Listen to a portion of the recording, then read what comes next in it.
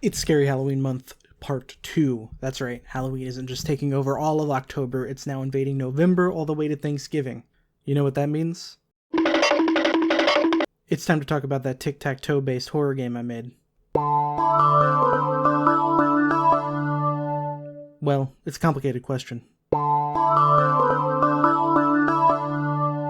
I'll answer that by answering the first question in 6 parts. The first answer, the why number 1 of it all, is that I joined a friend group's game jam and needed to make a horror game in a week. The number 2 of it all centers on why I decided to focus on Tic Tac Toe of all things. What started me down this train of thought was a conversation on horror games, specifically puzzles in horror games. I noted that it's a fairly common refrain in horror games to foist puzzles onto the players to impede progress. Oftentimes you'd be fiddling with a puzzle while a monster sneaks up behind you.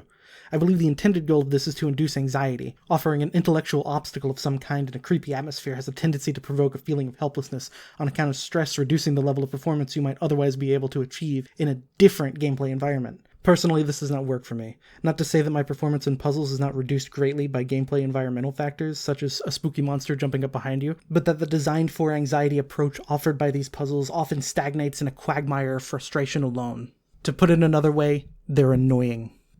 Case in point, I do not think that the narrative or setting of Scorn were in any way elevated by including the obligatory round of Smart Driver. Tic Tac Toe then was what I suggested in jest about these puzzles in horror games.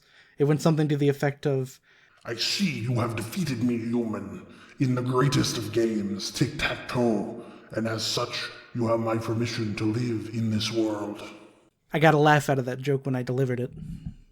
In my experience, a humorous aside that strikes a chord like that often implies the existence of a rich vein of creative ore, still often untouched, even in these times of great silliness abundance we call the 21st century. I found the idea of a puzzle demon making you play a game of tic-tac-toe amusing, more so the fact that if your life was on the line playing that game of tic-tac-toe. What a farce. It could have been a perfect parody of that puzzles and horror game angle I found so silly.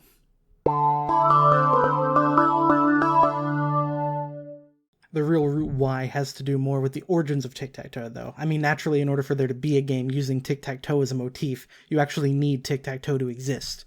So then you'd have to go back thousands of years into the past, to look at potential precursors such as Three Man's Morris, or, as I am doubtlessly pronouncing this wrong, Turny Lapilli. In fact, the game could very well predate the Roman Empire by a good 1,000 years. Similar patterns of the board have been discovered on roof tiles in Egyptian archaeological sites dating as far back as 1300 BC. This makes it about 5 times as old as Mad Queen's chess, or the version of chess you're probably most familiar with. Still about 1,000 years younger than original flavor chess, but that's neither here nor there. Admittedly, with these precursor games of tic-tac-toe, the rules were a touch different. While tic-tac-toe has you place X's and O's from above, earlier versions of the game have you move the already existing pieces around to try to get them into a connecting line of 3. It's surreal to see how far back some of these games go.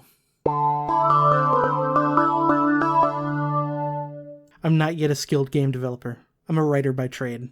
With only a year of game development under my belt, and only the barest minimum of coding knowledge there with it, I've routinely surprised myself with how much I've been able to create. So while the scope of my development abilities is limited, I know it. One of the biggest hurdles in any art is adapting to your limitations, and while I do strive to improve, it turns out that you can make quite a lot with video game engines these days, even with a minimum amount of technical knowledge. All that is to say, as it stands, the idea of being able to walk up to a table and play tic-tac-toe with a demon before being set free or killed remains beyond me.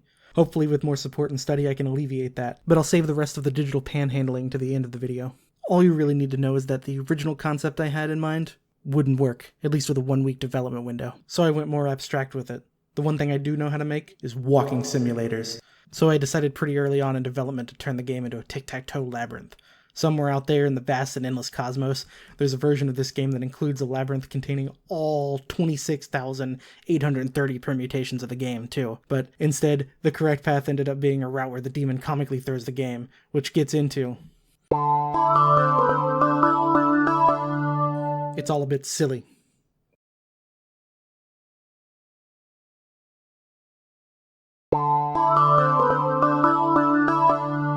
With regards to the final game's Labyrinth, I don't think the original approach of parodying other horror games was fully communicated. I don't mind this, though, because I don't personally believe that you can make much of anything of note just focusing on the negative aspects of something you don't like. Instead, I made a fun, if short, little labyrinth you can flee through, and gave it a character who's goofy fun to voice. Beyond just being a goofy voice, though, I find Tic Tac Thomas to be a compelling villain to write and improv for. An incompetent demon of a game so few people respect makes for a uniquely tragic figure. I think the way I managed to personify this dorky flanged guy makes for an equal parts spooky and humorous time, well suited for modern sensibilities regarding Halloween. The broader lore idea of each of these games being played by humans having a sort of daemon spirit, and that's daemon at least partly in the Greco-Roman sense, I find fascinating. I think if I survive the winter and make it to next October, I definitely want to continue exploring the concept of like a chess daemon. That might be neat. It's like a big castle and then you're dodging chess pieces, but that's neither here nor there. Go play just Tic Tac Toe. It's just Tic Tac Toe. Roll the trailer. It's just Tic Tac Toe. Why would it be anything else? It's not anything else. It's just Tic Tac Toe. It's just Tic Tac Toe. Yeah. This has been fun. Quality Halloween. Quality Halloween in November. The reception to the Tic Tac Toe trailer makes it one of the most watched things I've ever produced, besides that one Sims 2 house construction video on another channel, and the Matrix meme I made I don't know, like a year ago, 10 years ago. Definitely makes me think going full-time game dev was a viable choice. But what do you think? Should I keep making games? Don't answer that. It's a rhetorical question. I'm making games forever now, or at least until I'm stopped. I would like some feedback on what kind of games you all might want to see in the future, or perhaps recommendations on what I should do to improve. I'm hopping back on the C# wagon for like the 5th time to see where that gets me. But I can't see myself straying too far from the walking sim genre by choice, on account of it currently being my favorite gaming genre of all time.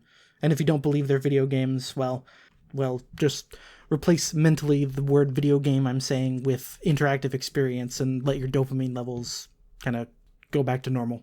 Or whatever the hell dopamine levels do when you're validated. Anyway, it's shill time. Hop on my Patreon if you want to help me survive the winter, or consider acquiring the brand new deluxe edition of the game where Tic Tac Thomas has a purple hat. It costs $5, and you've been watching me make it the whole time. Anyway, Malik out.